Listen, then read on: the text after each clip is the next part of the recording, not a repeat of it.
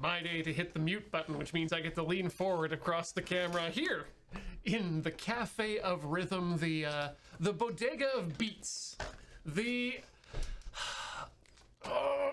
okay, what's the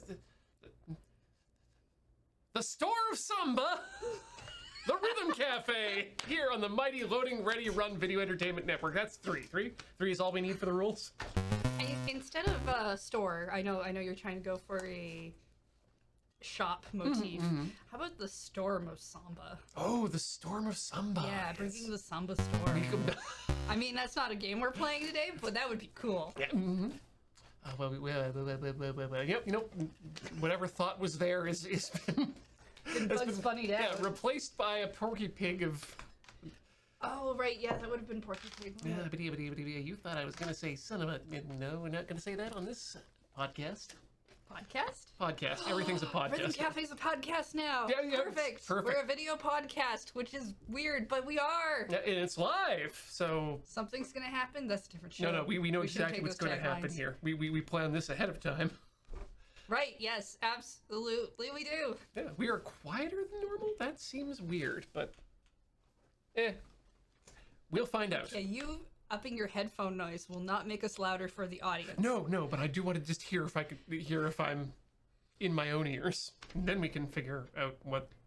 Hey, we know what we're playing today, and I'm gonna turn the mic up. I'm gonna be useful. Yes. Good. We got there. Brace your fellas.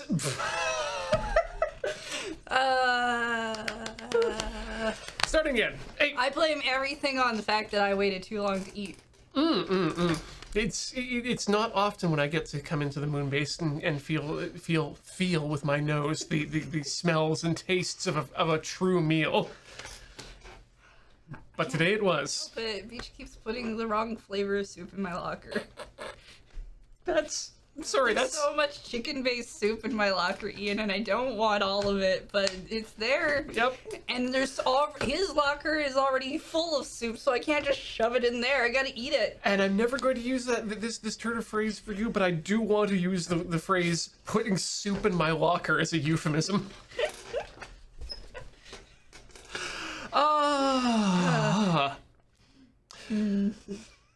Switch games.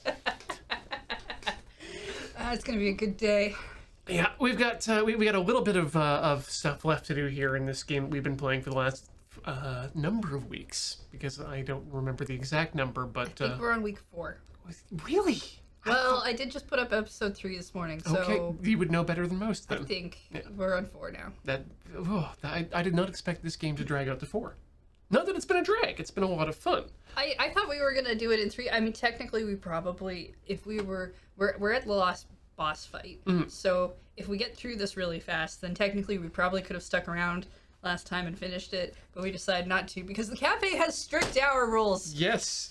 And today, I've decided. Even so, I'm going for dinner afterwards. Yeah, and I stream at home like an hour after we're done, so I have things to do. Right. First to number 1 is walk home. I've put exactly the amount of time so I can get home and eat something very quickly and still set everything up and hopefully still start on time. Exactly. Don't be creepy. Okay, so should we? I absolutely think we need to jump into the game. Let's push the button. So if you're watching this on YouTube, about 10 minutes in on the timestamp is when the gameplay starts. Christ. Oh wait, no, we've only spent 5 minutes faffing. We got here at 5 Oh, minutes. yeah, you're right. This will be wrong too because I always chuck out that 3 minutes. So yeah, 5 minutes in the timestamp. All of you people who write timestamps, I see you. I pin a lot of them for watch and play. You do important work, is what we're saying. Well, I mean, I'm not going to go and timestamp all the watch and play games. I got too much to do. You have other important work. All right. Good sounds. I think you're up today. I think so. Yeah. I set him up, you knock him down. Just to say I will do the easy part and you do the hard part. Oh, hey, we can go fill up our jars. Yeah, we should probably do that. We should probably also just like get some hearts and stuff. Yeah. Oh wait, I don't need to do any Exactly. of that, do I? You just like you can just bump up against the thing, and your jars fill up automatically. I'm so used to games being like, make sure you get the thing out and do the thing, and Do things very explicitly, otherwise you're not doing it at all. oh, what else do I want? That. Serena, you don't need to equip the jars to fill them with potion. You can just bump into the cauldron. And 3. Baby need bottle! Need bottle! Need bottle! I like that it constantly, it's like this weird chat scroll. Yeah, it's like your buffer overflowing all the way. How far down can you get? Send it to the bottom of this, damn it! Not all the way to the bottom. Nope. But I do like the flow of it as a game aesthetic. Like, that would be something that I would think if you could do it fast enough. If it were unprotected, that would be a great way to inject code. It's overflowing the entire buffer with need bottle.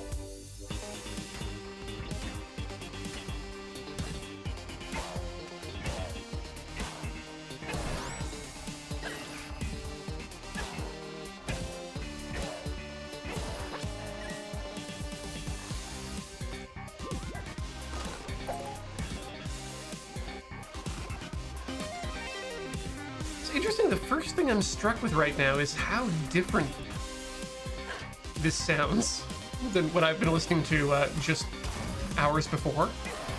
So I woke up this morning, and my phone was dead because it decided not to charge. I need to go charge this as well. I'll be right back. All right, yeah, that's fine.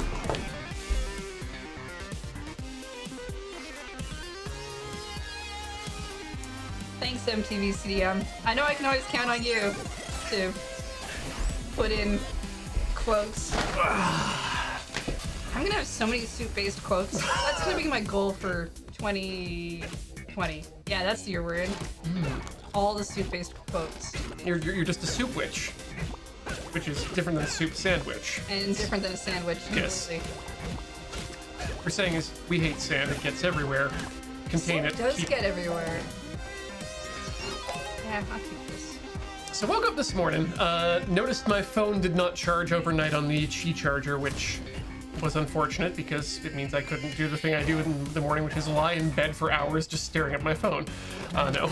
But, so I pulled up my iPad, as an effort to check the Slack notifications, check my email, see what I need to do during the day, and open up Safari, and the first thing I notice is, oh, here's this link to this manga that Beach sent me months ago. It was the one about the headphone girls, or the girls who go on an adventure, learning about different kinds of headphones, because That sounds like something he would listen to. one of or them read. has, sounds like something he definitely sent to me too. Ooh, those don't seem good. Nope, this is all very bad. Talked about different headphone types and an interesting and cute read. And then I decided, okay, well, you know what? I'm in the mood for some music. Let's get up and listen to some music on vinyl that I just found on Friday. A jazz record I'd been searching for.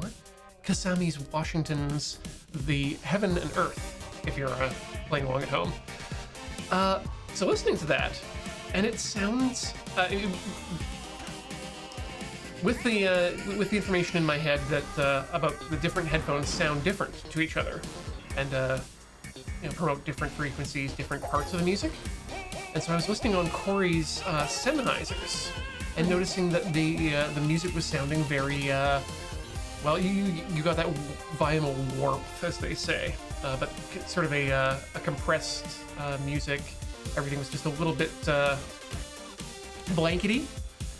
And that's known for those particular type of headphones, that they are a bit more rounder in the sound as well. And so I come here and I start listening to this out of a Switch with the Sentinels, which are Sony 7506 copies, which are known to be very sharp and treble heavy and flat response. And yeah, it's just something that I noticed. Different headphones sound differently, and I'm noticing that specifically right now. I guess fuzzier sound, Brownlee, isn't exactly what I'm going for. Maybe what is more velvety.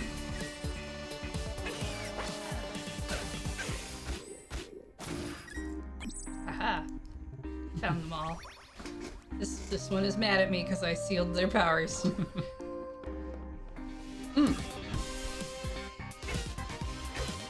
Now, as a question for you, so I'm not sure if you saw the one of the Twitter threads I retweeted this past week, but it was an interesting one that asked, "What is the last video game you played?" Mixed with the last television show you've watched, and that's the new game that's going to. Oh, right. I do And remember seeing that. yeah, for me it was Crypt of the Necrodancer because we've been playing this, and Lupin the Third, and I thought, dang, that would be one heck of a good Necrodancer mod. Just you and the Lupin gang as a multiplayer game, tropesing around dungeons or museums, stealing artifacts, trying to avoid Zenigata and his various police officers. All to the sound of Lupin the Third jazz soundtracks.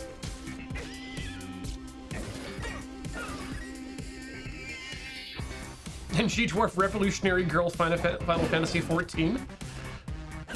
We kind of had that with the Utena dating game that Beach and I played. Oh, this is also not a good place to be. No.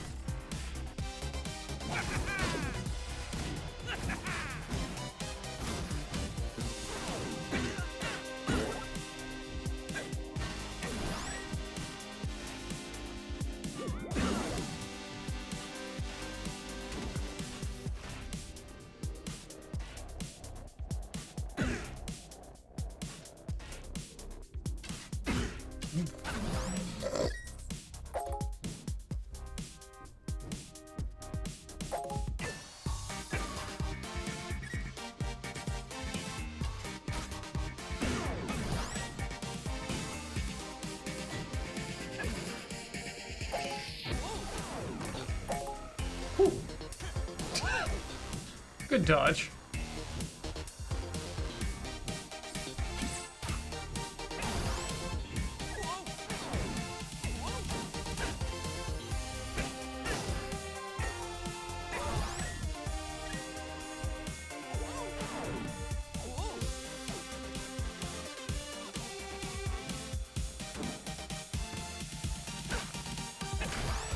Good God, Stellaris and Dorohedoro would be... I mean, that would probably just be Dorohedoro on a very large scale, wouldn't it? Which I'm okay with. See, I remember your thread coming up because Beach pointed it out, and I was like, okay, given the day, I'm gonna guess the last game that Ian played was Cadence. So what's the anime? And I'm like, no, that tracks. I've been going through a... So I got some really nifty filters set up going on in my XBMC, or Kodi setup. So that's upscaling, it's doing a much better job of upscaling things to 4K or 1080p. It uses MadVR and LibXY and a bunch of other filters that were a pain in the ass to set up. Took about an evening, but it looks fantastic. So I've been starting my Lupin the Third Series 2 rewatch. And boy, oh boy, have I forgotten how much of a badass Fujiko is all the fucking time.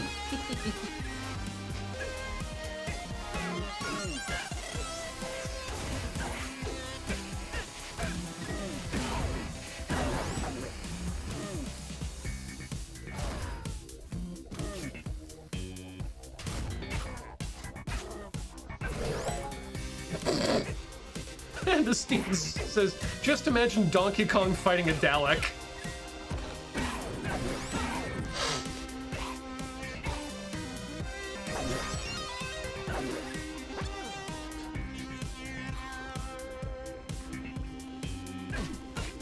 I'm just trying to write a lyric about the current Doctor, or a verse about the current Doctor to go along with the Donkey Kong rap.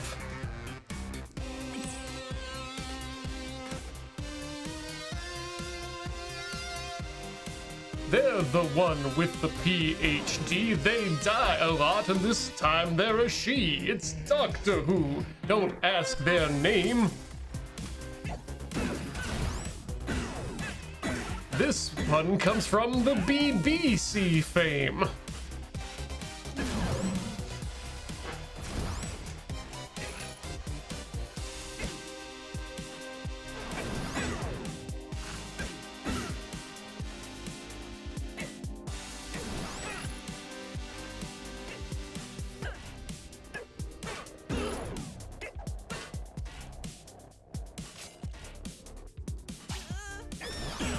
Oh, the mushroom. I keep forgetting that we're seeing things on standees from the actual game. It's been so long, Heather, since we've played a bear version of the Crypt of the Necro Dancer.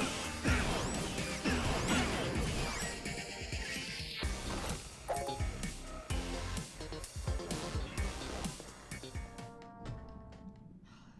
is calm. Good call.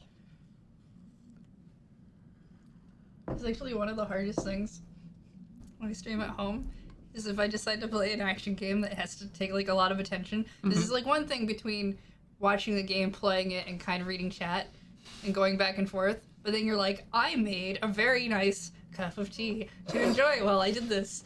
And at what time do I get to drink it? Never. Tea gets cold, beer gets warm. Streaming is the worst for drinking.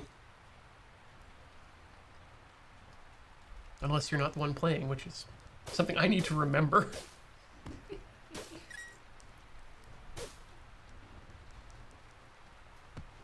My God, Jacob gave me all of this chrysanthemum tea, and I'm going to drink it. And enjoy it.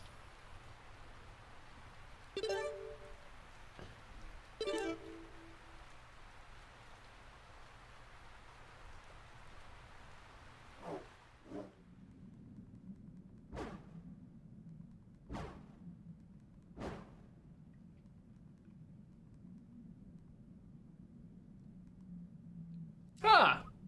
You're not Ganon. How quaint. It's my past self. This makes sense. Don't worry, dear Octavo. Your troubles are over. You see, if I kill you when you're young, then I'll die in real life. You can't kill me, then you won't be here. Paradoxes and stuff. I've silenced the fortune tellers, broken the bonds of fate, and defeated Ganondorf. For you see, the one you were searching for was inside you all along. Cool. That's why I'm going to break you open and pull them out. Before he could take power. And now I will rule over Hyrule at last. In the past. What? No, wait, that's not how this is supposed to go.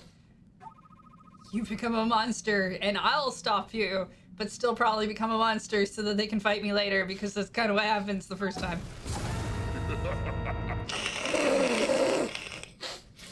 Eh? I like it. Give me that loot.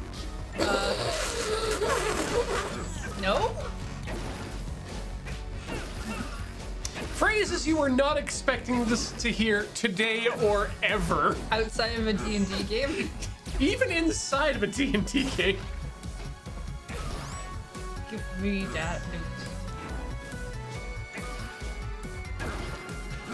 Reanimate. Like the only. Let me get prepared here.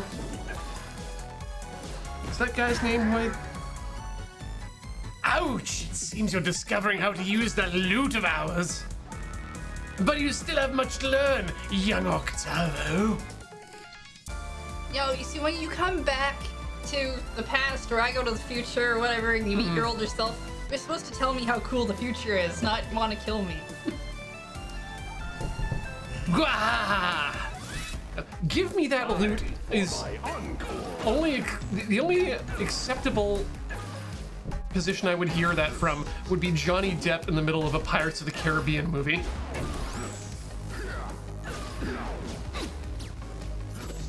Ooh.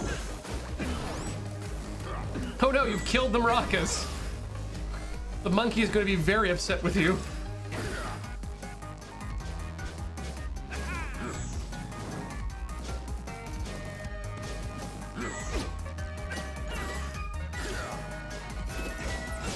Kick that oboe's ass! Take that glockenspiel.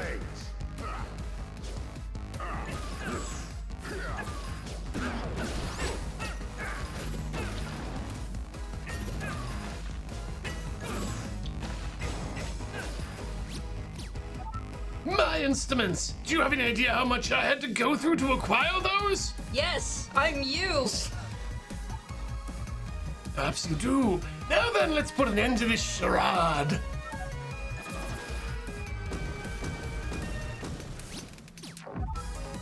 With me, loyal knights, defensive formation. And now, the grand finale.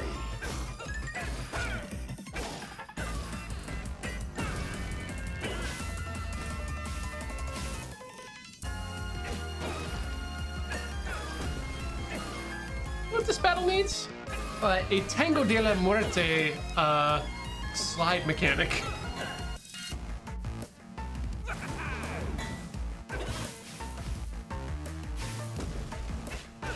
I see. He's open.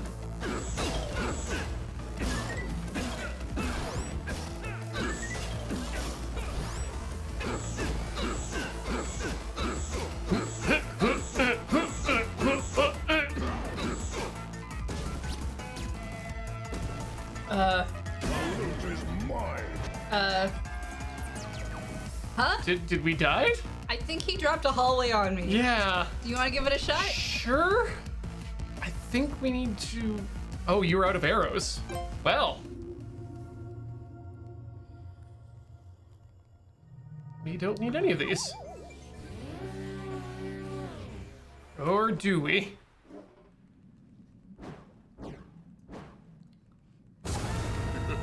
I mean, you know what to do. Yep. Just defeat all the instruments, and then the hallway. Great bow. Didn't we have special magic arrows at some point? Maybe. I don't know. Just arrows. There I we mean, go. we don't have any. We are out of arrows. anyway. Well, Oh, okay, yeah, that's a good idea. really? You decided you needed a shovel. I take issue with that. Yeah. Unless it's trying to tell us we need to dig our way out. And, I take issue with that. Reanimate.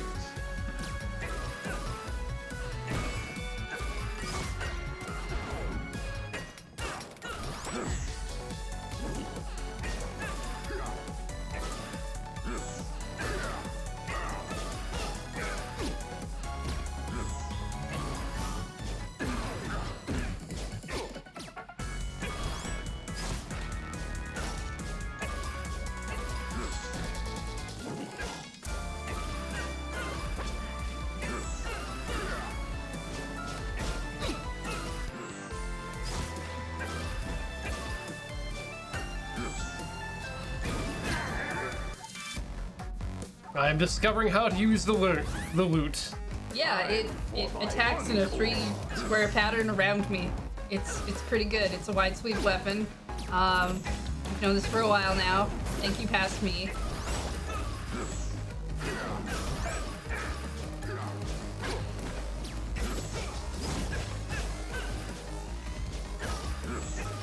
I like that he gets mad at you for destroying the weapons or the instruments, even though it's kind of just it's his fault. Yeah. It's the L button if you want to make the magic field thing happen. Cool.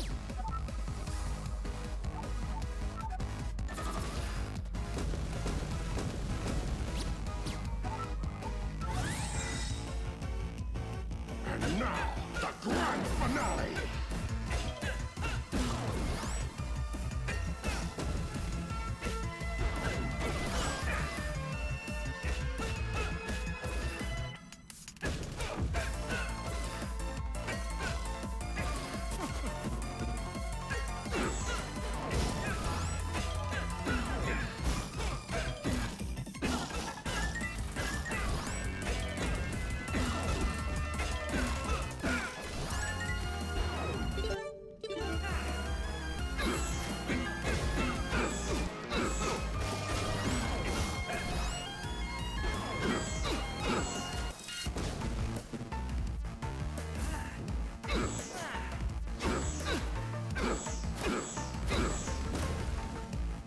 Huh. See? He drops the hallway on you. Yeah. I'm not sure what we're supposed to do there. Hide at the bottom, maybe. I guess? It's a possibility. Yes, the shepherd shops for you just in time.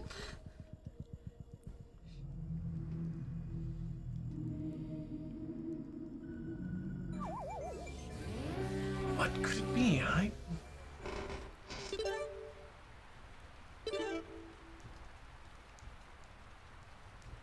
How's it going?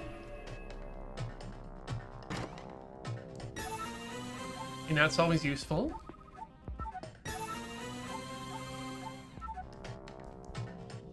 I mean, that won't stop us from the hallway. Maybe but grab with stamina too. there. Oh well.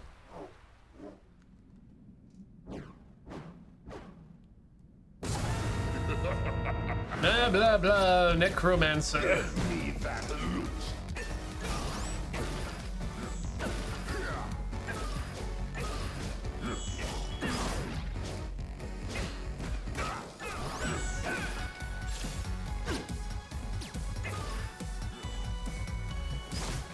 I do like how many attacks in this game are basically composed of, I'm just going to keep doing this and walking forward, and if you get hit, it's your own fault.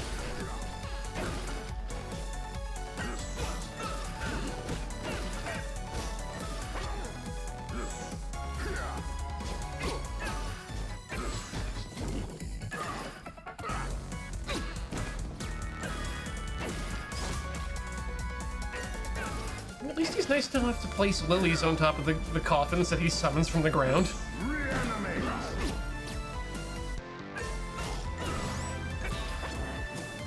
I mean, lilies for the brown coffins and what appears to be a pineapple top for the purple ones.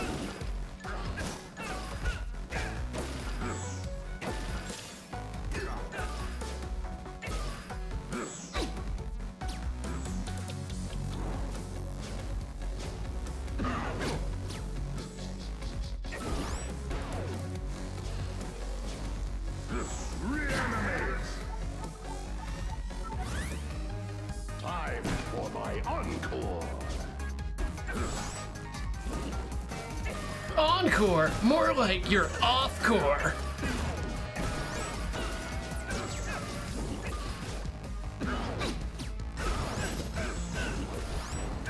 I could write for 1990s Sonic. Reanimate.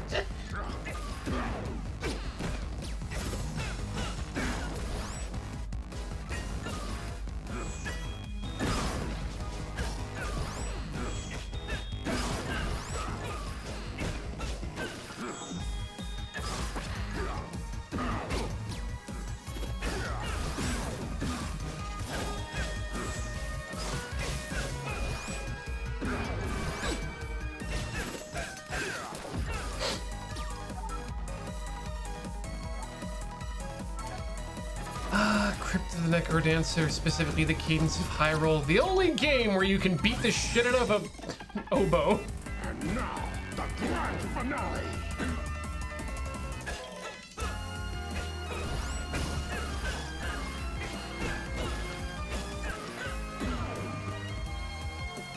Actually, you know what? That sounds great. Hey Siri, remind me to make a game where I beat the shit out of an oboe. I've always wanted an idea for a game jam, and now I have one. It'll just be Street Fighter, except it's you, a human being, against various types of orchestral instruments.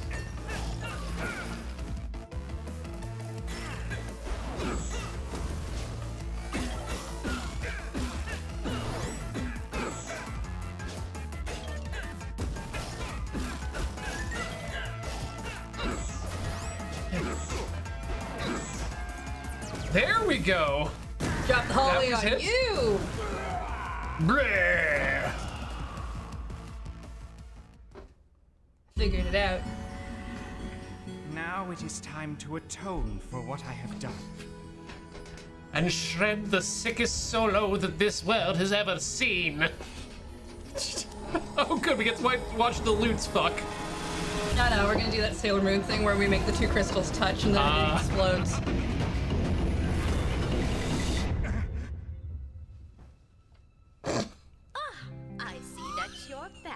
Yes, and Are I you need to still change my dying pants to know now. what fate has in store for you? No. No. I will leave that for those who are much wiser than I. Wait, no, if you learned your lesson, then how is it that Zelda and Link have to fight you? Time is a funny thing, Heather. No, he can't learn his lesson there. He has to learn it later when we kick his butt the first time. Every time a person discovers something about their future, the path branches, and so really there's now more Octavos than there were before. No, his second one's October. Yes. So we can tell them apart. Ian Hanlon, that was, like, seeing Ian H was already a difficult thing, but... And in Vancouver, I could have been Octavo. Yeah, I think Brace Yourself Games is from Vancouver. Well, that was a decent little sort of... I mean, as an additional DLC, it's pretty good. Yeah, we spent 4 whole episodes on it. I'd say it's a very good run. Thanks, Anton. And... Nope. Thanks, Leanne, for developing that community. Hey! Didn't know that Chevy Ray was involved in this. Big team. Heading up the legal council, it's Mr. Black, Mr. Reed, Mr. Grattan. Oh, hey, look, Rattata helped them with this.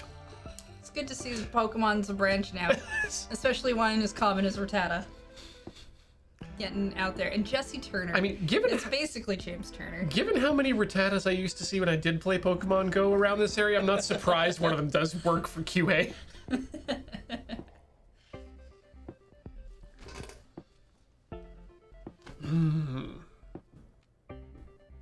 Writing. Marketing. Project support. What does project support do? Oh, they hold it up. Oh. It's like you look at all the different jobs that go into making a lot of things, and it's like, right, there's a whole bunch of different pieces to make this puzzle fit together, and sometimes like I don't actually know what that job position is in this sense. Like Pole to Win is clearly a studio, but they could have been so many other things. Could have been a marketing firm that just does surveys. Nintendo Co. Sounds like a playing card manufacturer. Localization coordinator is probably quite the job. Yeah.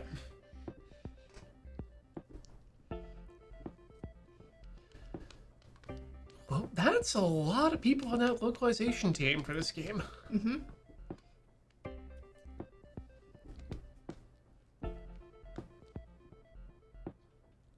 This is where you want the bulk of your... Art testing. Well, they also had QA on here as well. So... Philip Rubin.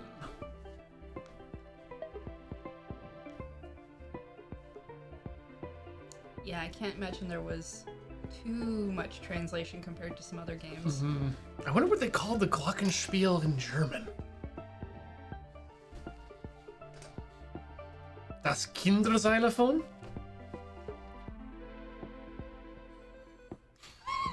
Sips tea silently. I don't need to tell you that I'm judging you. I have actions that can do it for me. I just assume it's happening all the time. Well, yes. Probably. Even when I'm not aware, which is really weird when you realize that you've just been silently judging someone. Like, you're like, oh shit, I've been doing that all day. No wonder I'm so tired. Fun fact, if you want to be not judged, don't do anything. No, I can still judge people for lack of action.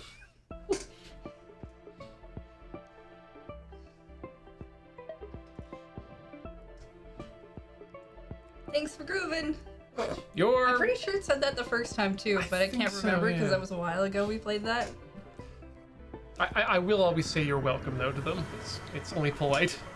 Hey, we're back to the good world, I guess? I actually really do like it when at the end of the credits they say something like "Thank you for this" or "Thank you for playing." Thanks for playing. Or that, because it's just like, oh, okay, it's like acknowledging the audience, which is kind of nice. I do like it, but every time I see it, my mind is instantly transported back to watching The Simpsons. I think season 4, where they've got their Mount Rushmore that's singing "From Sea to Shining Sea," and then Principal Skinner just comes on and says, "Thanks for watching, and don't forget to pick up some delicious orange drink for the long ride home."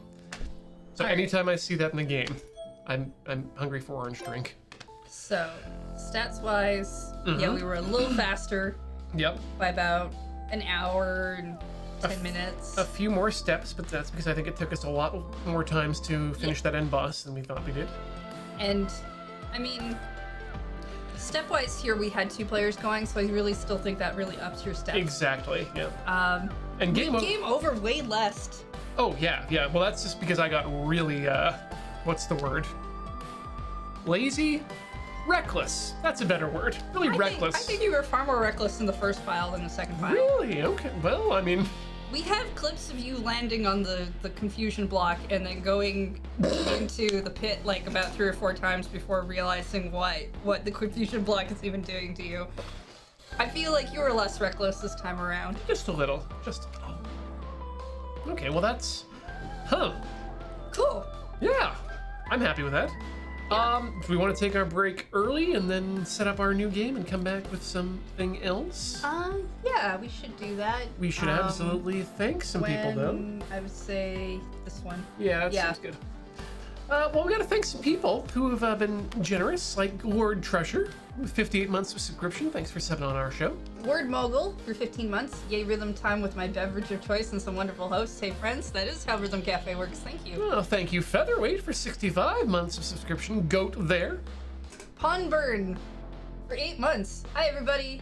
Hi. Want to try me some waffle soup for 48 months? Thanks for coming back. Well, now I feel weird about that soup comment I made earlier.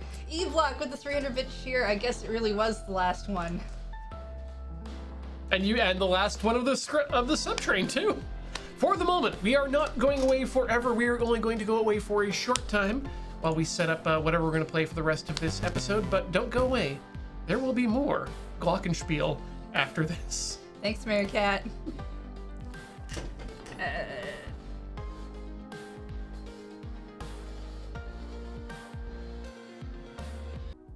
Hey, there we go. So Probably turn that up a bit more. What's changed since the last time we played this is I found out how to engage full screen mode. There's a full screen mode? Yeah. So I had set up the right hand for us to be, zoomed in where we needed to be, not show the desktop, and then I discovered that there is full screen mode. So now we're in full screen mode on this side. Oh, good. Yeah. I'm glad that exists because it was a little strange that it didn't seem to when we first opened the game. I'm glad it's just us being incompetent and not something bad about this game, because we all know that this game is perfect. Oh, it's indeed perfect. In fact, I'm going to just Right, okay. You can only have OGG files. That's the problem. Right. So settings, yeah, there's the setting for full screen. Huh. Yeah. Sure looks like full screen. It kind of looks like exit. Yeah, that's what I thought. And when it made the screen go dark, I'm like, oh, okay, we're exiting. So that's right. Paddle up is... Wait, they're both... Well...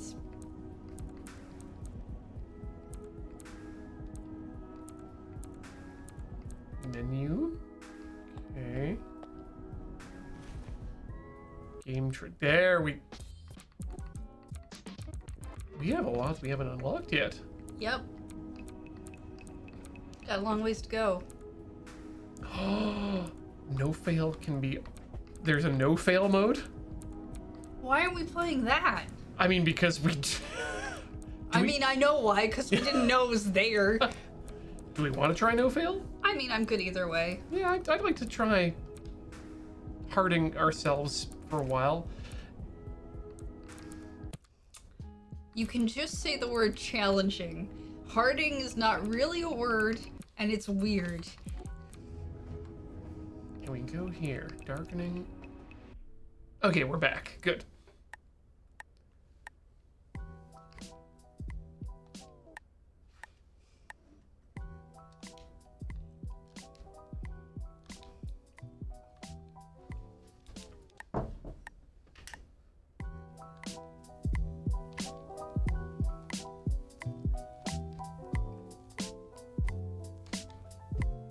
Oh, right. This is the invisible side option.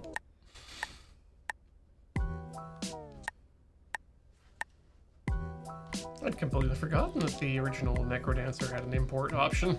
Yeah, apparently there's some Danganronpa tracks in there that you can turn on as well, but it's kind of weird to do, or you have to figure out how to do it in another way or something.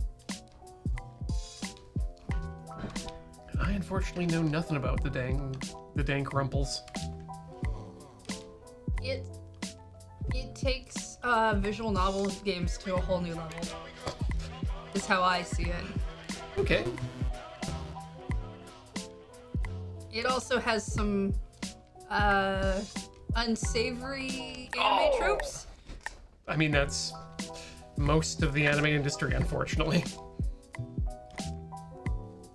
Even that headphone manga I was reading today was extremely Yuri.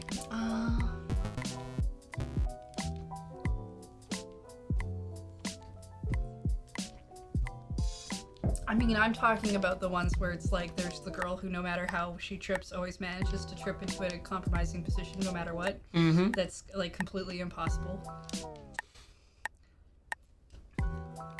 And the only thing that irks me is don't worry, we wrote in such a way that it's very important and it's a clue, and therefore it's not at all wrong what we did. Actually, Pervy, it's important. But, you know, I still like them. A good portion of things I like have some sort of problematic element to it. It's okay as long as you recognize that element and.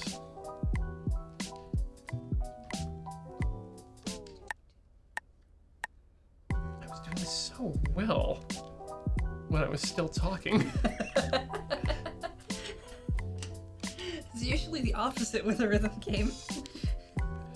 But yeah, now that I know that you can import things into the Necrodancer, and it is possible to make your own sprites, my Lupin dream isn't that far off. That's true. We still have to do the run with the sprites that I've forgotten the chat member. Yes, we do. But somebody gave us sprites for us. And there's someone who I see is also working on, it looks like, new sprites as well. Ha ha! Ooh! Take that! Oh, it's because you're in the track listing. No! So just, maybe you need to go back and just do the play. Yeah, it's music player. So is that done on this side? Continue. Yes, that's where we... Yeah. Because otherwise we don't get this classic thing about Street dugong. being told it's a pity that I can't tell anybody a thing.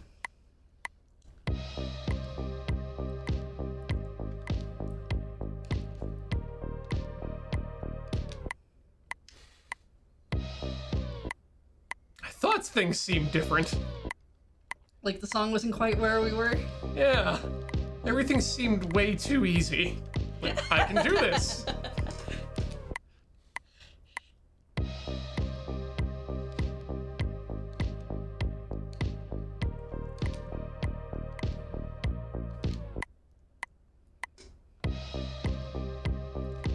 This is absolutely not the final boss.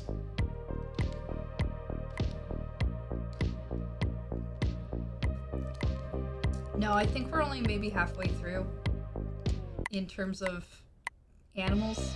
That's based on, because I looked up the, I went to the Steam page and looked at what the achievements were, and there were like 5, one for each different animal that you defeated.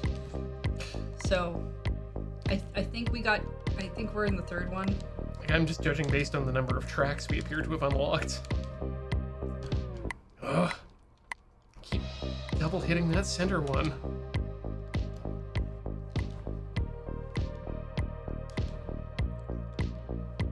Yeah, for those of you who haven't seen this game before, this is Lofi Ping Pong. We found it on Steam. It is essentially just a button in the right time in the direction, and the ping ponger moves to where they need to go. The Not the Pong pinger? Pong pinger. I'm not a professional sportsman, so I don't really know what they're called.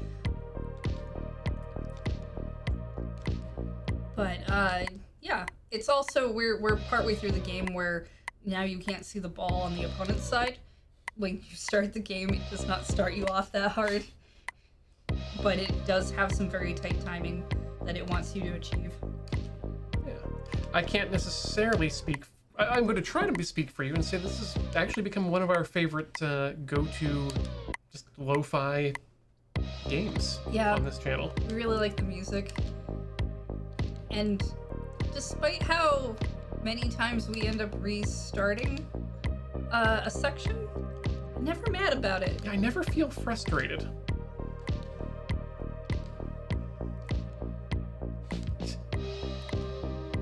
You know what? I'm prepared to say it now, Heather. What? This is the Dark Souls of rhythm games. There's a lot of environmental storytelling. The game is the gameplay is tight, but not punishing. And when you do bad, it's because of something you did, not because of something the computer did.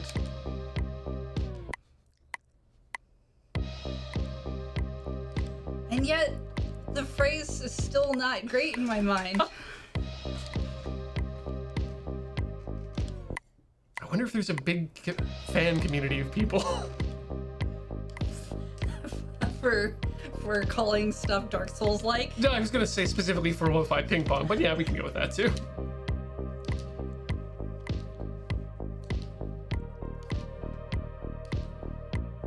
Ugh, I dare not look up. As someone who cannot stand the fan service and male gaze in most anime, should I take a look at Keep Your Hands Off? Absolutely. Yeah, you should. Because it's none of those things, oddly. Yeah.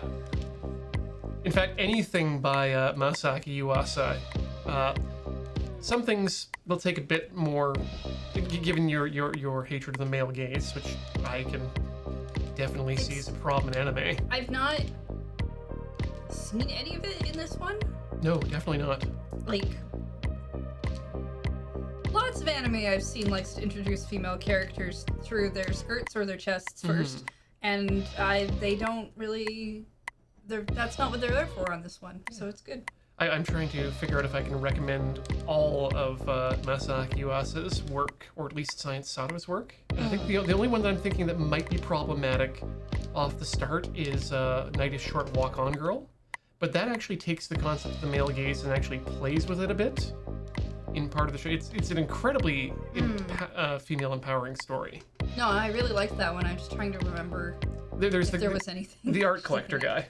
Oh yeah. But she deals with him in a very good way. I have like a tolerance level. There's some of it where it's just like I just don't see it anymore, and then there's other levels of it where I'm just like, okay, now I'm turned off that show completely. It's usually much more in shows that get pushed as comedies. Yep. Though that I have a harder time with. Especially ones that are comedies that are set in high school.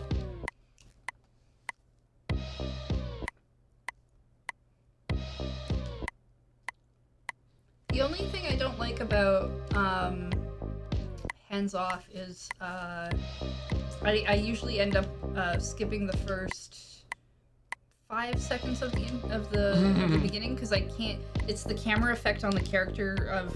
You just don't like it bothers my eyes. Yeah. So yeah. That's fair. But that's about it. I like the little dancing portions and almost everything else about the opening. There's actually an amazing little YouTube video by the guy who did the opening, who is, I believe, a French gentleman who works for Science Sato.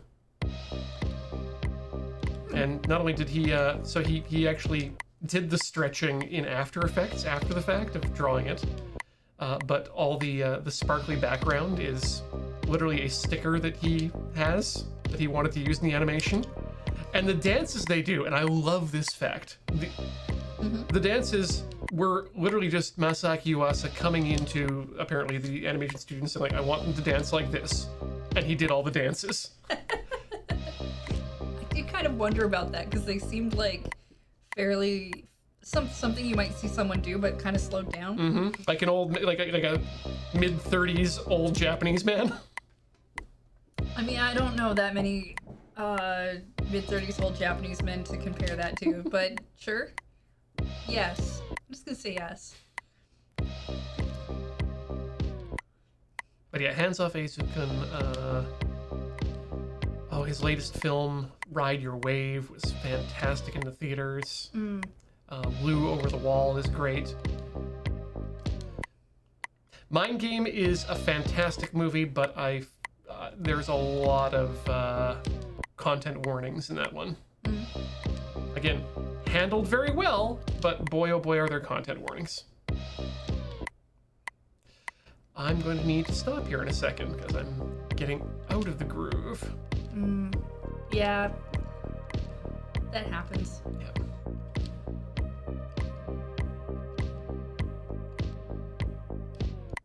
One more try.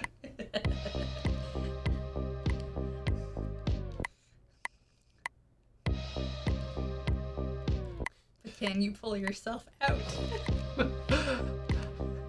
I was just reading what Asthenius was saying about Mind Game, and I'm assuming you're saying it's Mind Game itself that you love, not the content. Usually that's how that sentence is implied. Yeah.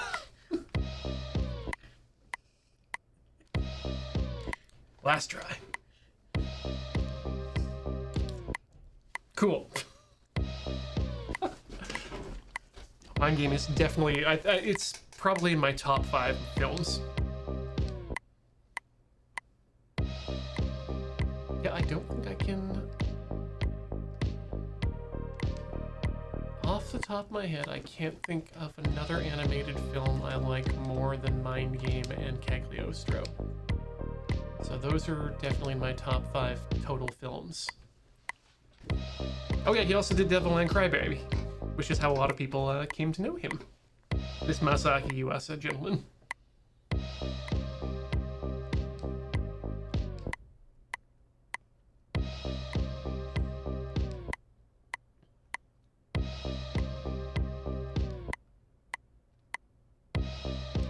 God, I kind of want to see if I can find... How much money is it, do you think, to commission a sculptor on the internet? You would have to ask them. I'm sure it varies per sculptor.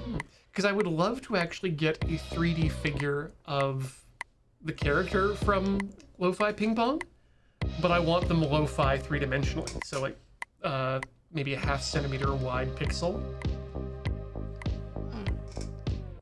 I mean, I haven't really looked at people who make custom stuff from scratch, but I've gone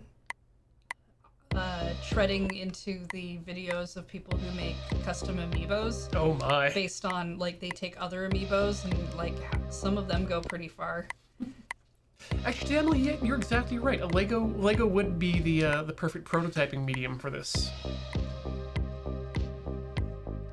Oh yeah, no, there's plenty of places to actually have the design manufactured. What I need is someone to help me with the design, because me, Ian, am not great at that.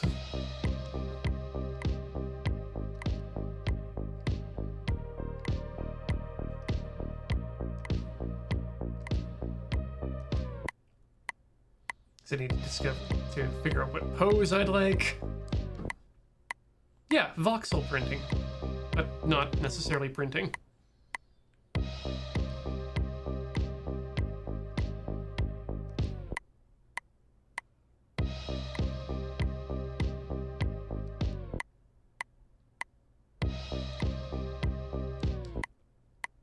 Yeah, the medium would probably end up being vinyl.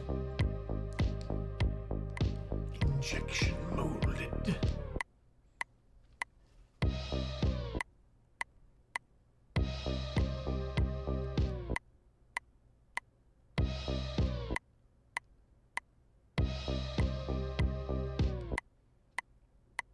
Oh yeah, no, the Meerkat. I know what I'm asking for is something that would be, which would be very unconventional for most artists.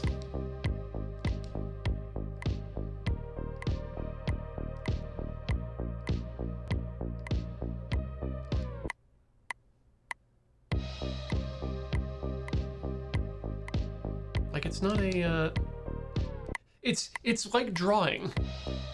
Being able to put lines on a piece of paper is not a very difficult. Babies can do that. Arranging those lines in a manner that allows you to convey information.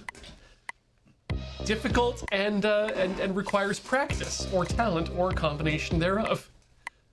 So while I'm perfectly capable of getting a bunch of gray and brown and purple Lego blocks, arranging them in a manner that looks like what I'm seeing now, but in a 3D perspective, much more difficult.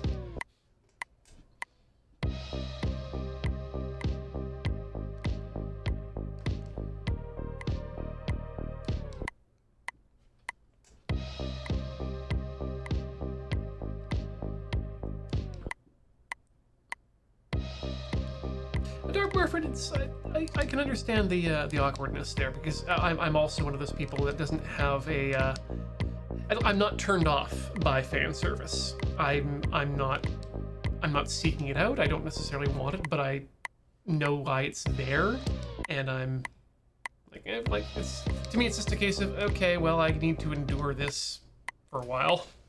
It's different for everybody. Yeah. Some people don't see it because they've seen so much of it, they just blind it out. I've seen so much of it that sometimes it just grates on me. Mm-hmm. Other people can't stand it at all, and I think all of that's fair. Yeah, like in the same way that it's okay to not like things, it's okay to like things too. I'm never gonna be up in someone's grill for being like, oh, I love this anime, but it has all this fan service, and they don't care for it, or it doesn't bother them. But if it bothers me, it's just like, well, that's just a thing I'm not gonna watch while I go and watch the other things that I do watch. I have a surplus of things to catch up on that I do want to watch already, so like finding one thing that's like, oh, this has a thing and I can't ignore it, well, I guess I'm just not watching that thing. The end.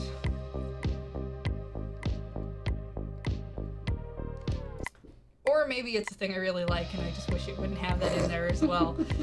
Yeah. That happens too. Yeah. Like, guess what?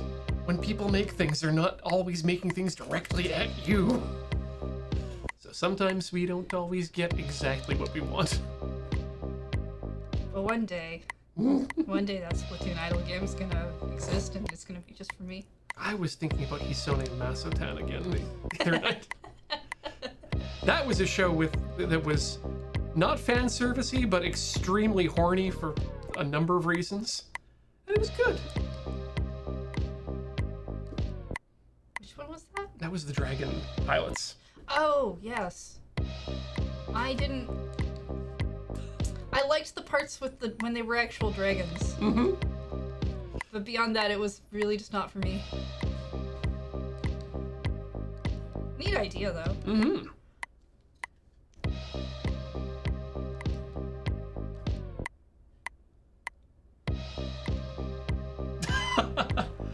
Oh, Asthenius, there are a lot of us who wish we could forget Love Hina, and there's a lot of people out there who really enjoy the work of Ken Akamatsu.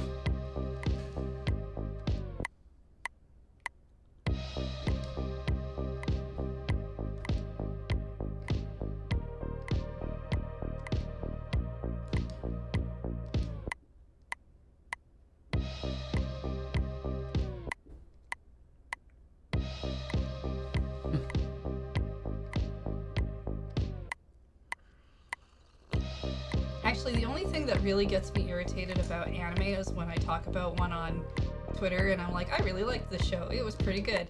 And then people, unbidden, out of nowhere, go to tell me how it's not good.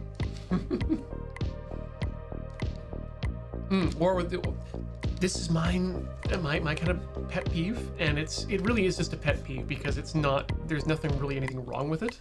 But it's when I start mentioning, when I make a recommendation, and then people choose that as an invitation to make recommendations back at me. It's like, no, I'm not asking for suggestions. I'm here to recommend something that I like. When I need recommendations, I will ask for them. I've just had it happen a couple of times on Twitter where it's like, I really liked such and such show, and then cue a 6-long tweet thread at me from someone about why I shouldn't. Yeah, that's a And real it's problem. like, cool. Testing my limits on the block key, are you?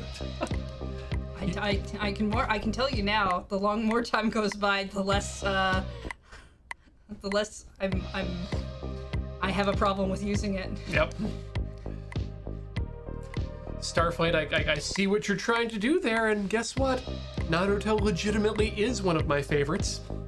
I only saw the first 13 episodes, and I really enjoyed it at the time. Aside from the first theme song, which was terrible. The first season of Naruto was really good, and kind of only got better from there for a while before it hit the filler arc. That's what I hear from like most people. And Brownie, I'm so happy that you're watching Ace again. It's something really special and surprising.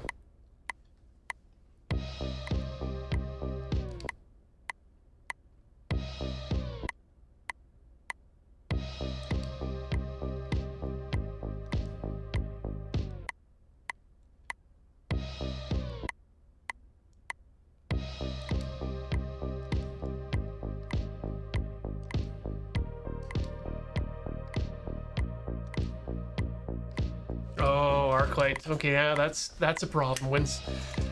When they say things like, I didn't like X, and they get back a chain of replies of, well, you just need to watch the first 3 seasons, or you're a bad person for liking it.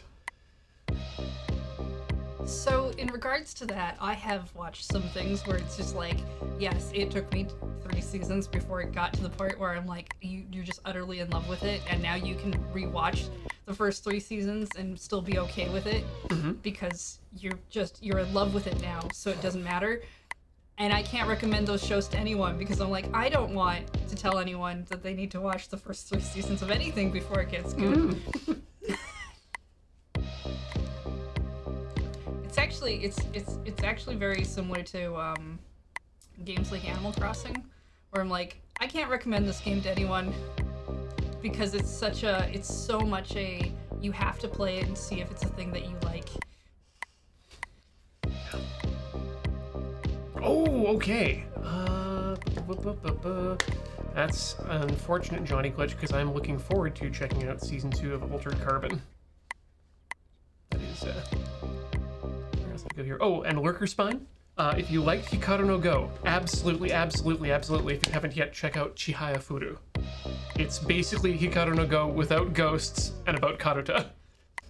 So if you like shonen series with female protagonists about traditional Japanese games, you're in. And there's 3 seasons of it. Yes, there are definitely no ghosts.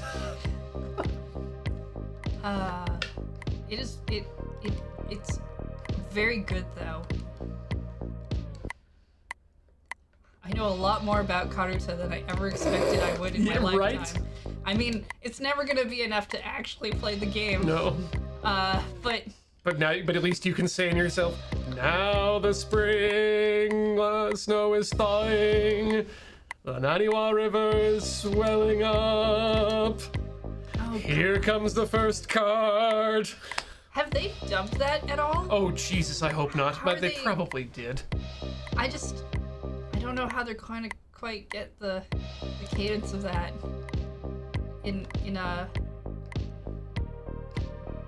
How are they gonna localize that? I don't know, maybe they'll just like throw in Dr. Seuss.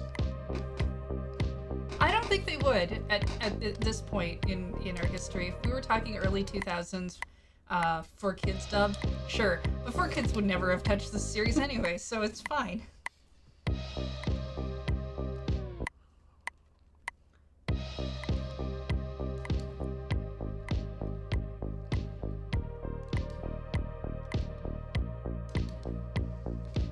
Oh yeah, and also Licorice Pine, the first two opening theme songs to Chihara Photo are some of my favorite songs.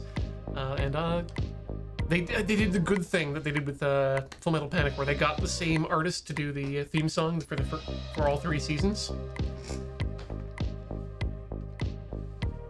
Which is good. Oh yeah, Doro Hidoro is also real good, lots of fun.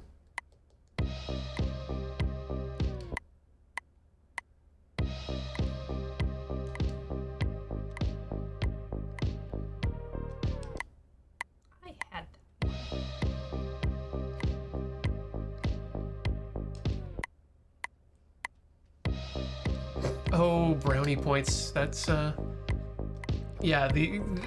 Watching the Asuka's reaction to Future Boy Conan just made Corey and I say, we absolutely need to be rewatching Conan right now. Not Detective Conan, for all of those of you who are not aware of the difference between Future Boy Conan and Detective Conan. Detective Conan, yeah. Future Boy Conan is a show from about 30 years ago. I'm pretty sure that had Takahata of Studio Ghibli, and I believe Miyazaki was involved in a bit of it as well. But it's a beautiful, absolutely beautiful and heart-touching post-apocalyptic story.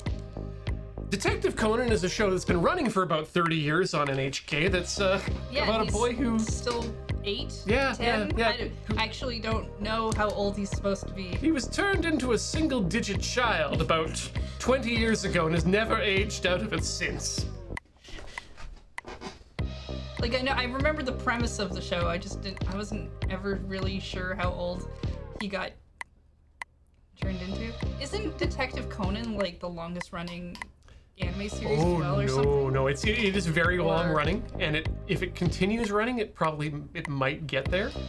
But I think the longest running still goes to Sazai-san. Ooh, and thank you, Derek Moore, for throwing the link to because.moe in there. It's actually a very useful site. Yes. I keep forgetting about it when people ask about things, but I've used it a few times.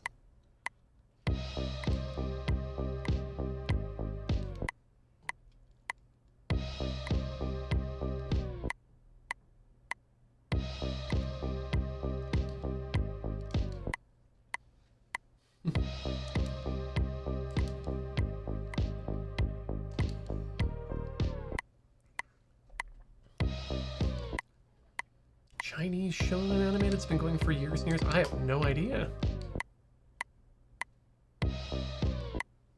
Ranma 1/2? I know it's not that, but it's the only thing I can think of. Now, Doraemon is definitely a long-running series, but I still think it's Sazai-san. It's not like we don't have anyone who can check that. I mean, I'm not going to. No, I would appreciate you not.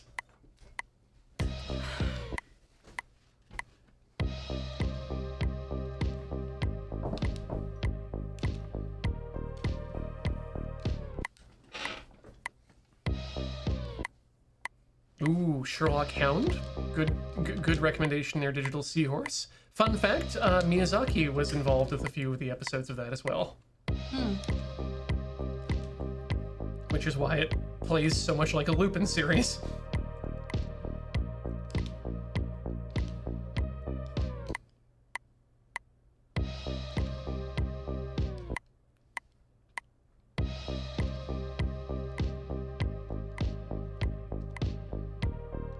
I should also mention that, yes, when I'm talking about Miyazaki in this context, it's usually Hayao Miyazaki of Studio Ghibli, not to be confused with whatever the Miyazaki is who did the Dark Souls games, which really confused the hell out of me the first time I read that. Was unaware that was a thing. Yeah, turns out it's a not an uncommon name. I mean, I don't doubt that because I've seen I've seen the name Miyazaki in other places for other things. I just Director named Miyazaki. anyone I've ever heard talk about Miyazaki in a nerd sphere sense is usually talking about Ghibli.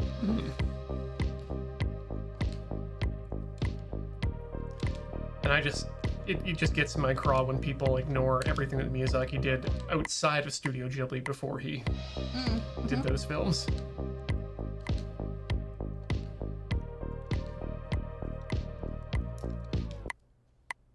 We're eventually gonna get out of this, right? Yeah, probably. I'm not concerned. No. I think, to be honest, my favorite, I'm not sure if it's actually Ghibli or if they just kind of throw it in that collection a lot of the time. Whispers of the Heart. Definitely a Ghibli film. That was okay. a Takahata directed one. I like that one. Me too. More than a lot of the other ones. That's the other one that gets in my craw, is that people thinking that every Studio Ghibli film is a Miyazaki film, and they're not. Some of the best ones aren't even Miyazaki made. And we're not talking about Earthsea. Yeah, if I had to be like, oh, what's an old couple of anime movies that I would really watch again, and probably even repetitively, Whisper of the Heart and Millennium Actress, which I think is really the only Satoshi Kon thing I've seen. It's a really good one. But I like it a lot. It's the one that John Siracusa keeps trying to get Merlin Mann to watch.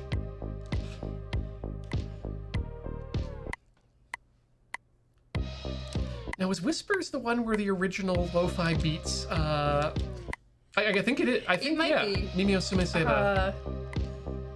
All I really remember is it's the prequel to The Cat Returns. Yeah, Sort of. which is such a good film in its own. The Baron. I should watch that again. I should watch both of those again. Absolutely. Hunt down a high definition copy of them and just have a good night. It's a nice chill night. Yeah, I could do that. But were we not allowed to say Satoshi Kon in the chat? There's a thing that it hits with the automatic mod filter if you have that turned on in chats, where it's confusing it for another word or something, I think, but it happened a lot in my home stream chat. Okay. Weird. As well. It's just really weird. It's a thing automod hits up. No talking about dead people in Twitch chat.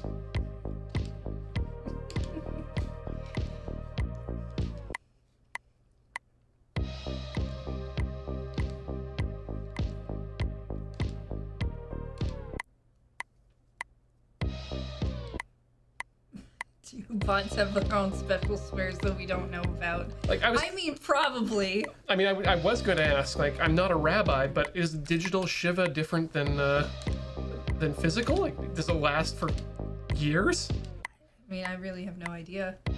But I assume that anything that has a kind of language or type of a way of communication probably has some version of swearing.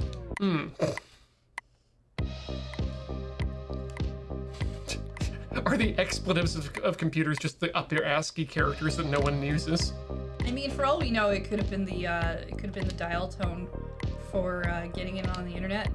Ooh, ATA commands. It's just swearing at us this entire time, and we didn't know. Oh, okay. The director's Summer Wars, Wolf Children, and Boy and the Beast was, I cannot remember his first name, but his last name is Hosoda. And he hasn't done anything recently, but yeah, he's another one that I'd be interested in. Well, he's someone I'm definitely will watch whatever they put out. Those three were all very excellent movies. Hosoda and Makoto Shinkai, the man who did Weathering with You and Your Name.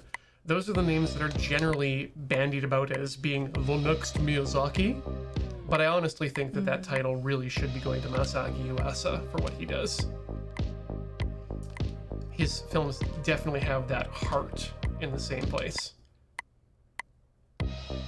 I mean, I understand the intention of stuff when people say things like that, but I really wish we would move beyond Yeah. calling people and things like that, oh, this is the next whatever, and I get it's just like it's the human brain trying to compare and contrast and needing a shorthand descriptor. Setting up but a lineage. it seems so reductive and kind of even mean in a way. Well, it's almost it's ignoring that person's own achievements that brought them up to that level of reverence in your mind. It's like, well, okay, don't compare me to Miyazaki because I do different things that he does, and his work isn't my work. Yeah. Like, love me for my work, not because my work reminds you of someone else's work that you really liked.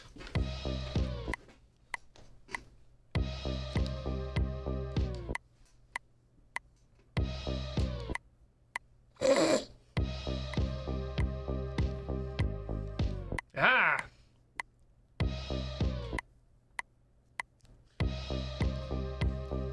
Summer Wars was fine as it was.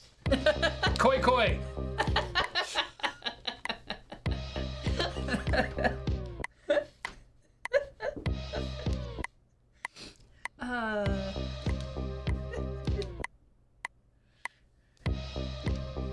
Oh yeah, Miyazaki is still alive, but I have my new pet theory about him.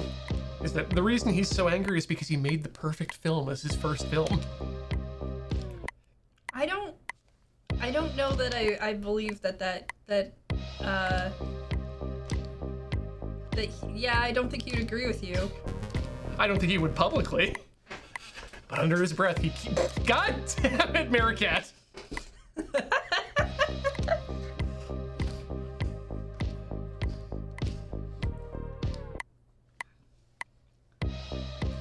I mean, the whole, oh, my first film ended up being my perfect film and now I can't make anything beyond that, sounds like the plot of a supervillain, and it's just weird. Well, he keeps trying, and he eventually, he keeps retiring. It's like, oh no, I'll never make another good film.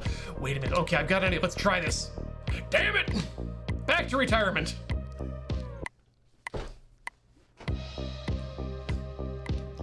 I mean, mainly it comes from the fact that Cagliostro is still one of my favorite films.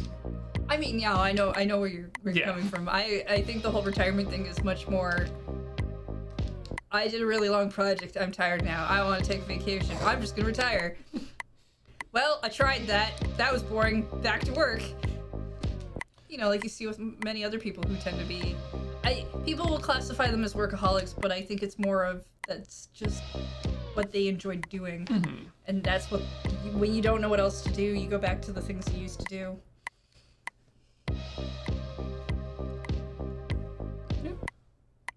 I get, okay. Gonna try something different here. Nope. Earthsea was not Miyazaki. Well, it technically was. Just not that Miyazaki. It was the right hand of Shenlong himself, six-handed Goro Miyazaki. Shang Tsung, not Shenlong. Damn it! I'm a fake fighter Game Boy.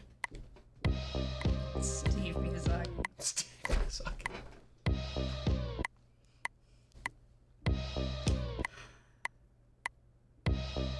Yeah, that movie did not make me want to go read the books. You know what? I haven't seen it. And You didn't watch Earthsea? nope, Ah, that's okay. probably won't. That's probably fine. It was fine. I'm sure, yeah. It was not... I don't remember much about it. It did not make that much of an impression on me, but it was fine. Well, I don't doubt that anything that comes out of Studio Ghibli would at least be technically well done. Oh no, Up on Poppy Hill, that was a fantastic film. Loved that one. I don't know if I've seen that or not. That's the girl who runs flags up to talk to her father who's out on ships. Yeah, okay, What? I haven't seen that. The last one I saw was the one that's basically like Thumbelina. Oh, The Borrowers. Yeah. Yeah, also based on a Western series of books. Arietti. Thank you. Yes. Like, I know that's not what this is called at all, but if I say enough words, somebody else will know. The one that I wish more people would watch, and that it often doesn't even get put in the collections, is My Neighbor the Yamadas. I didn't care for it.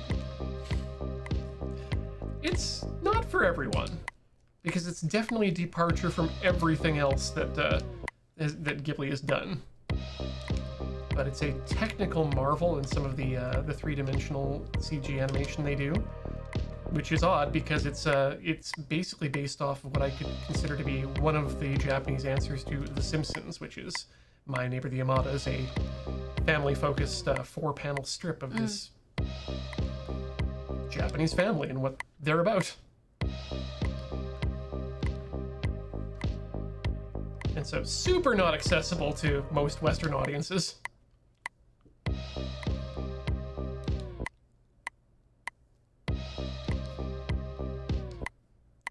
Live action Borrowers show back in the 90s. Was there a TV show that was live action? I remember the movie.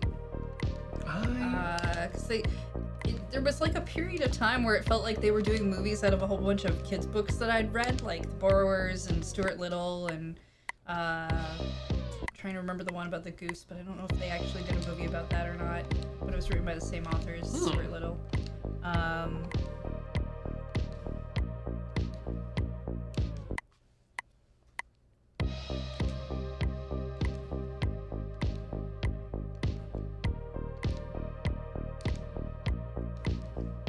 Grave of the Fireflies is my second favorite anime. That's not a bad pick. I hear it's very good. I don't know if I could ever get myself to watch it, but I hear it's quite good. It's very sad. Yeah, yes. that's my problem. Is if I know a movie is sad before I'm gonna go into it, then most of the time I'm gonna be like, okay, I'm not up for a sad thing right now, so I will watch other thing. And that's gonna be every single time that movie gets suggested to me. Fun fact, Grave of the Fireflies, also not a Miyazaki film. It's another one of the Takahata joints. Isao Takahata. There we go. His name fully jumped into my head. Oh god, that's Oh, no thank you. that cover art, really. And he looks like he's about to eat them. I mean, that would be a very different film, but... Oh, United Kingdom. Okay. BBC. That explains why I didn't see that.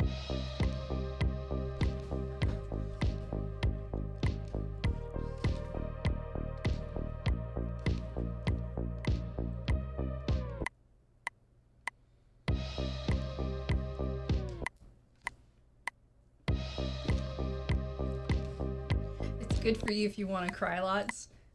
I have other methods of going and doing that. So I don't usually need to watch movies. I just sit in a dark room and turn on music very loudly. With headphones on because I'm considerate. We all live in condos.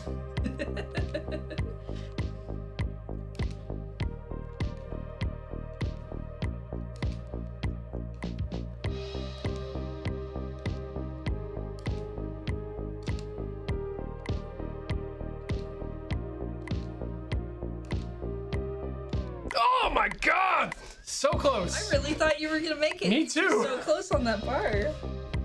I wasn't looking at the bar because... Oh no. That's like the worst thing you can do when you're like, oh hey, the music's changed and everything's good now.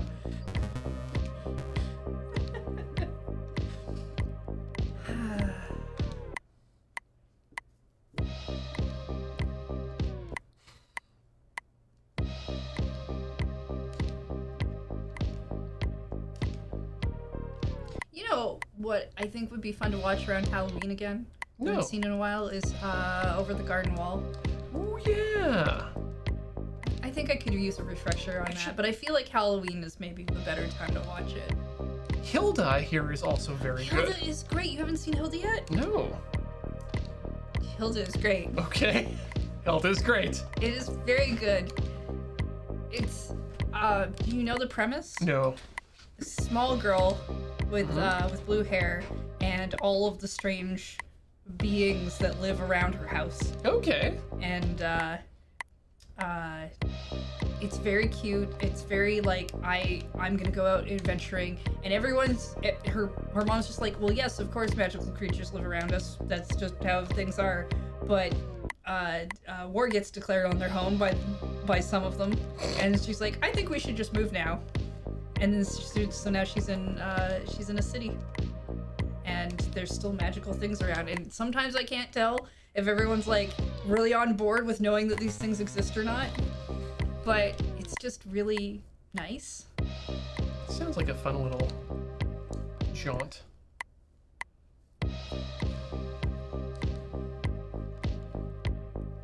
Okay, that's it. I've also heard that Kipo is really good. I haven't watched that yet, though. Yeah, I'm unfamiliar with that completely. It just hit Netflix recently. And there's another one that I've been meaning to check out. Something to do with glitches, because somebody I follow on Twitter had something to do with that, and they keep posting about it.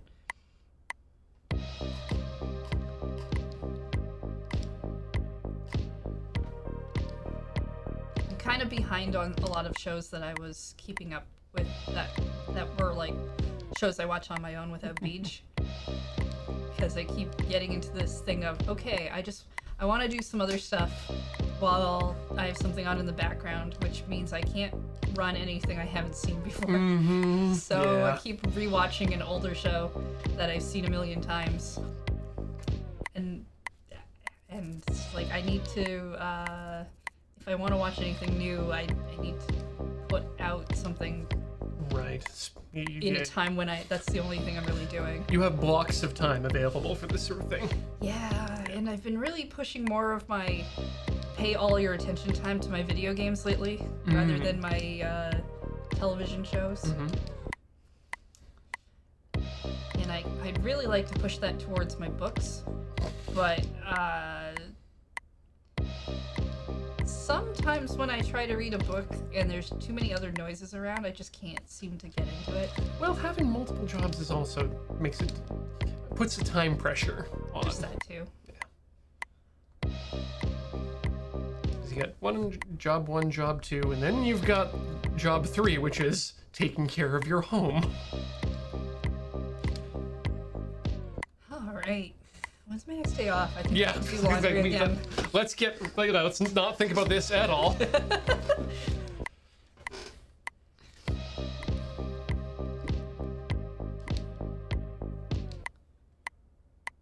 Maybe I need to put away laundry from last time I did laundry. I need to really, yeah, I need a day off to go and catch up on life again. Maybe a couple extras so I can just have fun. I took on Friday one of my first days where I decided I wasn't doing anything, but unfortunately I was forced out of the house for it because of a power outage. So it was a lot of wandering around downtown, checking, wandering into shops, seeing things. I actually went for just a random flight of beer. So, got forced out, but still good? Yeah, it was relaxing in a weird kind of way. And because it was hard because I'd canceled my stream earlier in the day because I wasn't sure when the power was actually going to get turned on again. That's fair. But in the back of my mind, I kept having to fight myself saying, no, you don't have to be home by this time. You are not on any schedule. You are a cat. You're not on a schedule, you're a cat. Oh, I think that's great. It's one of my favorite Miyazaki quotes, is him looking at this cat on his desk and just berating, like, you're a cat, you have no schedule. No one's asking you to do things.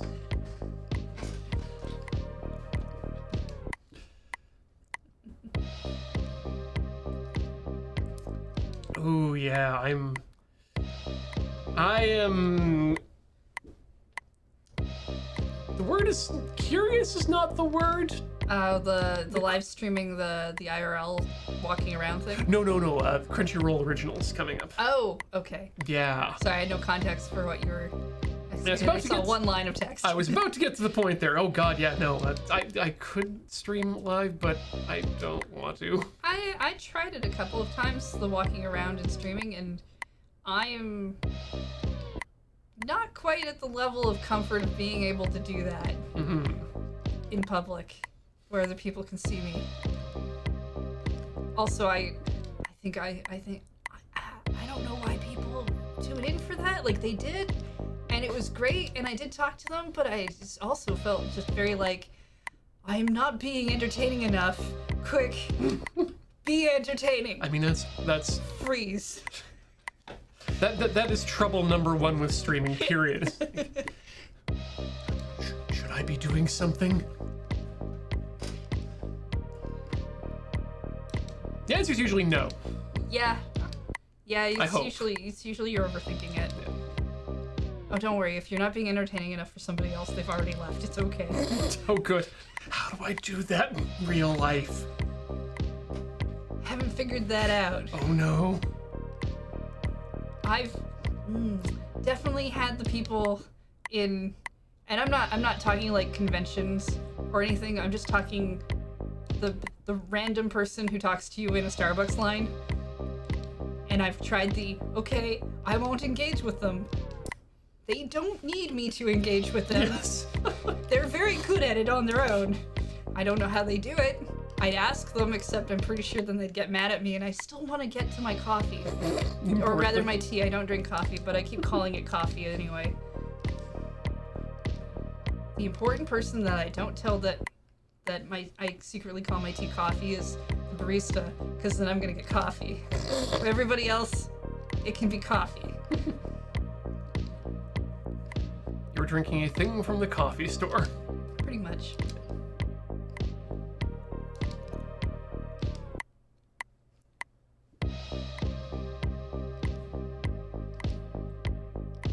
I mean, a good portion of the time, I just actually use the app.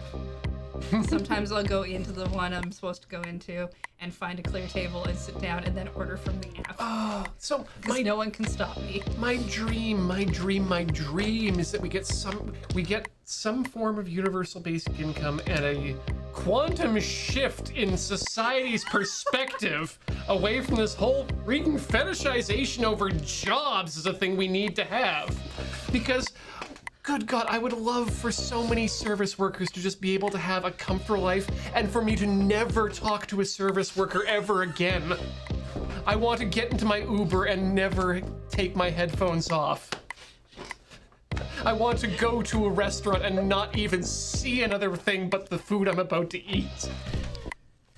And I want to be made by people who love what they're doing and are paid well and enjoy making me a goddamn great burrito and a fucking efficient and fast trip across town that doesn't pollute too much. Hi! This is Ian Horner. Welcome to his TED Talk. Things got real for a second.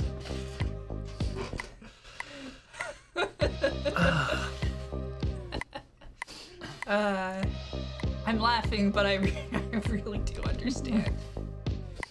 I mean, a lot of the time when I go in and hang out at coffee shops, it's more just because I want the buzz of people around me. I just don't want to interact with them.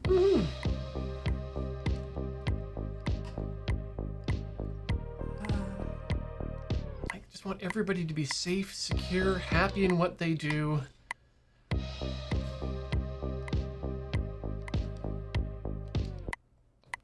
Oh, names are silly. So I lived in Japan, and that's one place where the service industry really gets how to interact with customers. But I think they also pay them slightly better than we do, but also there is a lot more pressure societally for service industry people to act in a very prescribed manner.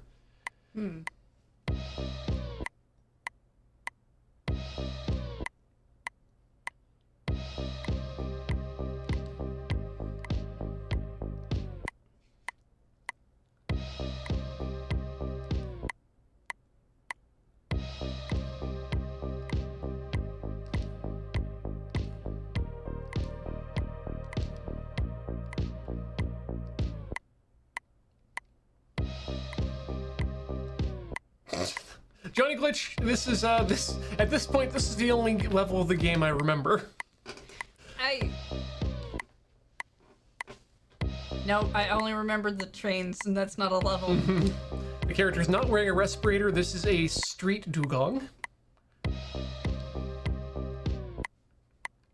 never noticed that. Oh yeah. Oh no, I think those are just earbuds. Going to the phone disc when... Oh, Arclight, there's...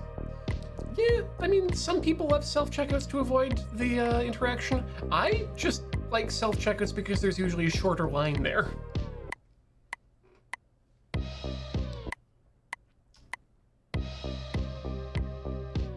It's 50-50. Sometimes I just really don't want to talk to another person because I've been the cashier and I also hated then making the make sure you make chit chat because your manager is watching, and make sure you say what all the deals are, and make sure you do this other thing, and if your conversion rate on the credit card, that was the seller's thing, it doesn't happen, then, and we watch that, blah, blah, blah, and stuff. Yeah. Sometimes I'm just not in the mood. Other times, it's, yeah, I've got 2 items and there's nobody in the line. Names are silly. I very much respect your trying to keep your venting to a minimum, but that's actually an important point that you make. I like hearing. Let me put this differently. I find it important to know when things are going bad in other countries because sometimes we forget that that things are not great in other places where we don't live. And I know a lot of people, especially in North America, who are left-leaning. Let's keep that talk out of it. But tend to think of the northeastern European countries as being some sort of socialist paradise that has it all figured out. So it's good to know that sometimes they're getting things a little bit wrong too, and that we all have to be vigilant and push for a better life for everyone, even if we do have some of the things that we want. We still need to fight to keep them. Yeah, that's a funny thing that can happen, where those things get taken away because people forget. Not gonna talk about that, but yeah, it can happen. I mean, it's the entire basis of the social contract that we give up certain rights in order to have security, but we do get to have. Guess what? We still get to have a discussion about what rights those are and what the split is.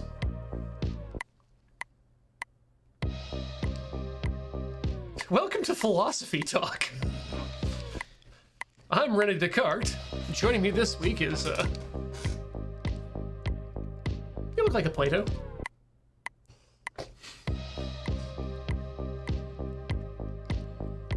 I do. Yeah, it's weird. People interaction, just as a whole, can be really weird.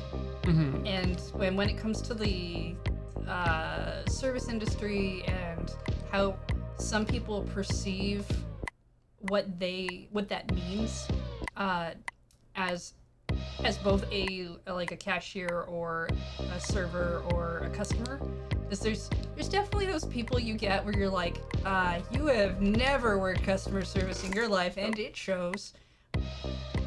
And then sometimes it doesn't really matter that they did, they're just assholes. I have several Walmart stories, and I was only a cashier for 6 months of the 2 years I worked there. I got on to being a cashier because I needed more hours, and then about a month later, I did everything I could to get off. I have a feeling that that's probably a pretty common story in that situation. I mean, depending on the department as well. Some of the departments are not great to work in. Usually they're the very busy ones, like toys. Toys can be a bit of a hellscape. I quite liked working in, what's the actual department called? It was the home appliances section. Oh, yeah. My most annoying thing was that people would take the vacuum cleaners out of the boxes to look at them even though we had display models out. because then I had to find all the pieces and then try to figure out how the heck they Get packaged. the box worked. Oh yeah, because look, if there's one thing I've learned from buying used things, people are very rarely good about you opening up boxes. Well, and people also seem to be under the assumption that we kept all the boxes for every display model. No, they're display models. Not sure where they thought we kept those. Right. There's this really mysterious big back room they think you have that doesn't exist in the same way. But I think probably my favorite horror story from working at Walmart was the customer who decided that I had first shift, so I'm the only cashier open for like the first hour, and he decided it would be fun to bug me and irritate me and tell me how I should be smiling and that kind of thing, because it's first thing in the morning and I was tired. Yep. And being tired, I didn't think hard enough about not saying anything back, and I told him that smiles were free at McDonald's. And it's always so funny how customers who do that kind of bullshit can't really take a comment back very well either. Because he told me that they probably were hiring too, and then reported me.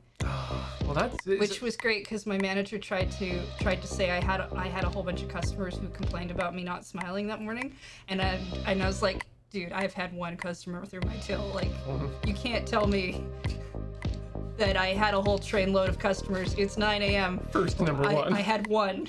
Second, number two, you're not paying me to smile. Yeah, pretty sure it's not in our contracts. Ugh. Thank you, Names Are Silly, for breaking that down, by the way. That's fascinating and terrible. I hate it. And I do like the comment that Keith Arcad dropped a while back there. Is it just this game that makes Ian bring the fire, or is he always like this? Both? Yeah. I think it's more, this game just gives us more of an opportunity to chat, because we could talk about the game, but there's not a ton to talk about. Not much in that there right sense. now, no.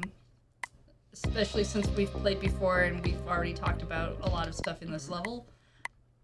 There's much to talk about.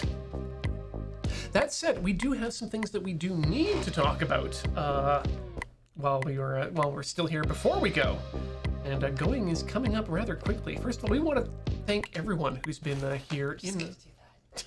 Sorry, it's just like really hard to play. That's okay. I'm gonna put us to the media player because I kind of want to hear that music while we're Oh, sure. doing that. That's fine. Let's go back to the booth because we want to thank. That's okay. Yeah, you were here. You I was saw here, that. I know. I don't have to tell you. Thanks so much, everyone, for coming on and joining us here on Rhythm Cafe at the mighty Loading Ready Run Video Entertainment Network. We have a lot of fun here, and I hope that you all do too.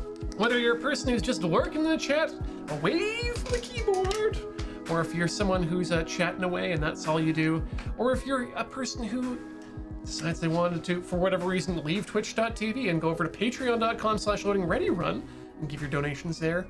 Or specifically to those of you who have chosen to subscribe and drop bits on our stream at twitch.tv/loadingreadyrun. Hey, if you're watching at youtube.com/loadingreadylive, you can come watch us live at twitch.com.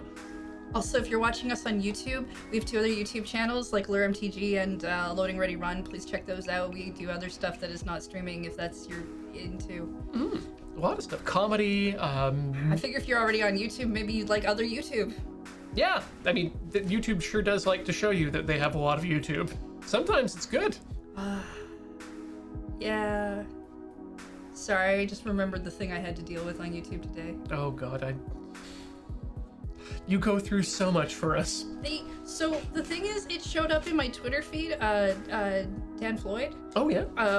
Had actually tweeted at the team YouTube about how a whole bunch of comments had gotten flagged by just like automatically, and after he approved them, they still went back there and he couldn't stop it. What? And I was like, oh wow, that really sucks. So I retweeted it, came into work, and I was like checking comments, and the one channel had gotten basically bombed by porn bots, and I had to take care of that. And I was like, whatever. And I go into the other channels.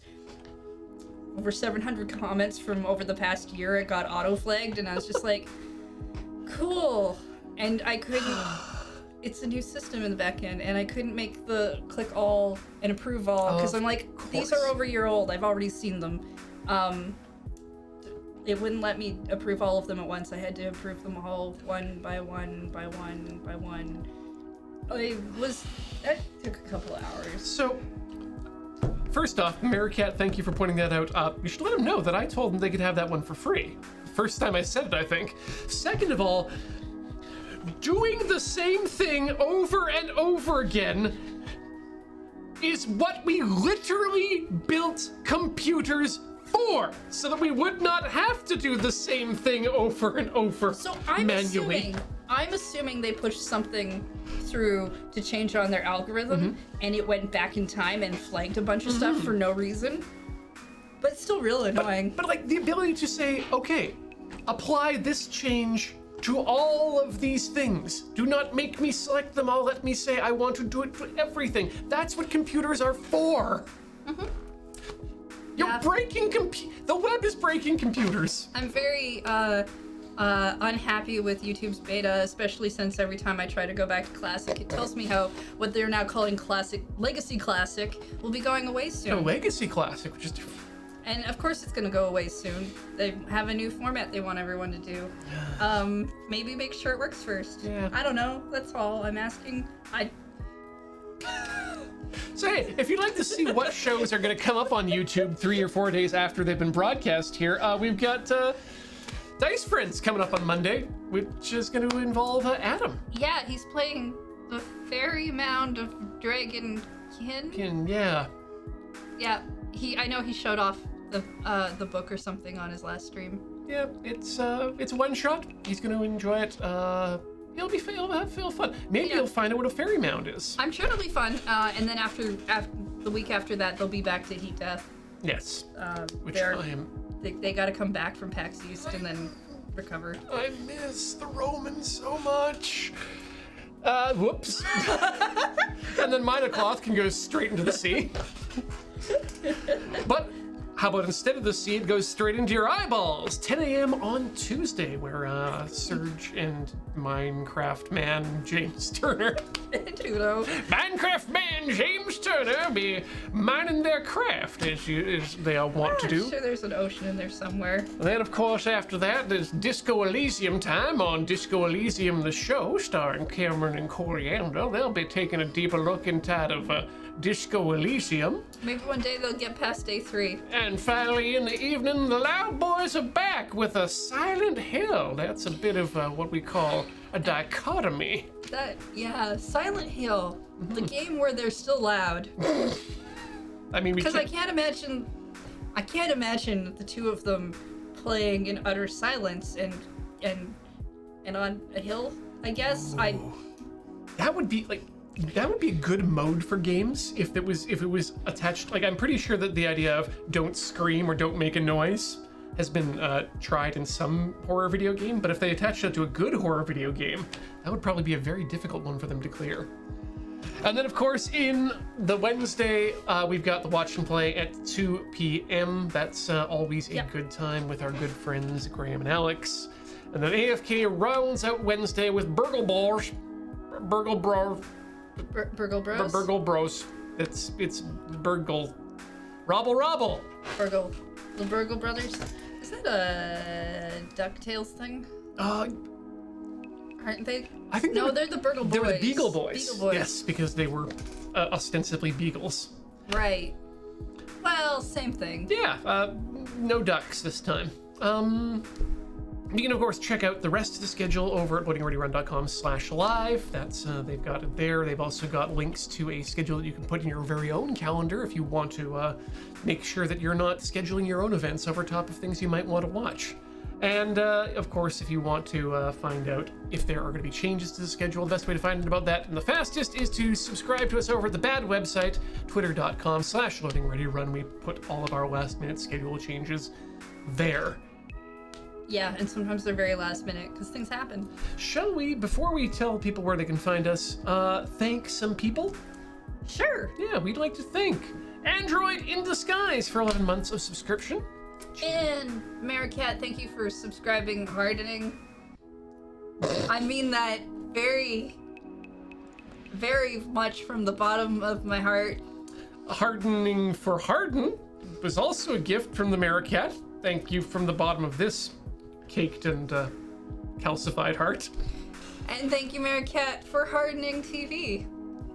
I'm looking forward to all of them showing up. I'm gonna guess later and then seeing like 9 o'clock and being like, why? Well, after all of that hard work, the Maricat has gone into a refractory period for Clench Eastwood to come up with their 61-month subscription. So many months, and yet not enough months. Thank you for your continued support, Clench. And Maricat has subscribed Studio Ghibli, which we noticed definitely during the stream. We laughed. It was funny. Thank you. Fracaswell, we're gonna laugh for you too.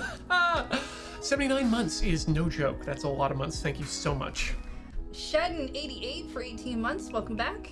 And thank you to the Games blog, who subscribed with 40 months under their belt. Cheers to you. And Oz for that 1,000 bits. Lurkhorn. And the Dreadful Drifter trying to sneak in under the wire with 3 months. I am also reminded that my package from DB did arrive safely. Good to know. We'll pass That's that good. along to Erica. Okay, where can people find you on the internet? tilty.house. That's the place where you can find both the things that Corey and I do. There are links to all the stuff we do, except for Twitch, because I'm a bad human being and haven't updated the website in a long time. Heather, where can people find you? You can find me over at twitch.tv/LunarJade or at Twitter at LunarJade. That's where I hang out. Sometimes I don't post, sometimes I do. No jingle for that one yet, but we'll get there. You can keep all the jingles. Okay. I'll be the I'm okay without the jingle. I'll be the repository of jingles. I'll jingle when I walk down the street. I'm done. I'm good for the day. Yeah. You good for the day? Well, yeah, because I gotta go home and stream. Yeah. So I yeah. gotta leave the stream to stream at home. I'm gonna go have a burger and ooh wow. Less time than I thought. Thanks for joining us, everyone. We'll see you next week for more rhythm and fun. And if you're not careful, you might learn something before it's done. Like where the fun is? Yes. I'm going offline. Somewhere. There we go. Goodbye.